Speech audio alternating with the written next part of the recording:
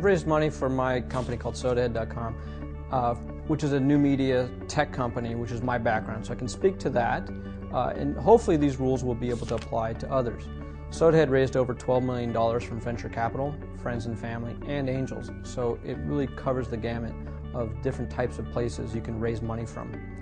I've also been at companies that raised over hundreds of millions of dollars and companies that have been acquired for hundreds of millions of dollars. And one of the important things to think about when you're raising money is, well, what's the point? Are you raising money because you need capital to run the business?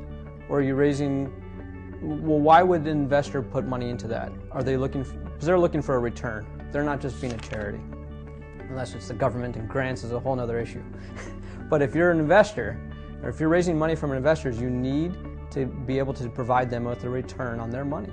And so you've got to work night and day, work your tail off so that you can prove to them and give them back money on top of what they invested in. It's super important to realize that they're not there to be your friend and to just provide capital for you to keep going. You need to raise the valuation of the company from what they invested in to what it sells at, which leads to a point of, well, how much valuation are these investors investing at? If you ask for too much of a valuation, then when it comes time to sell the company, if you haven't increased that valuation significantly, you're not providing value. And where that might turn around and bite you is that they will not want to sell the company at the same point that you do.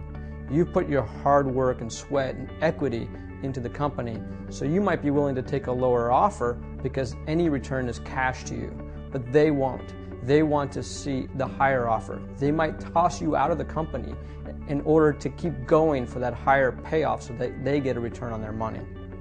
So another question to ask is, well, how much should we raise? It depends. Why do you need to raise money at all? You need to raise money not so that you can pay yourself. Do not tell investors that. Instead, you need to raise money because you need to keep the company running and to grow it and to provide a return for them. So how much money do you need to do that? That's where you need to be the business owner. Budget your company, look for the long-term payoff, and structure it so that you provide yourself enough of a runway to get there. Now, one of the problems is if you don't take enough money, you run out, and even sometimes worse is that you start doing stupid things to avoid running out. So before you run out of money, you could run the company into the ground by taking a paranoid approach to running the company so you don't run out of money. The other thing is if you take too much money, then you run into those problems of not spending it well, you become lazy, the investors aren't going to see a return on their money. They can get paranoid that you're not running a lot of money properly and toss you out of your own company. So when it comes to raising money, you got to think of returning equity investment to your investors and working as much as you can to do that no matter how much money you raise. Raise enough money that you keep the company going and give yourself enough runway to do the creation of value for those investors, but not too much more.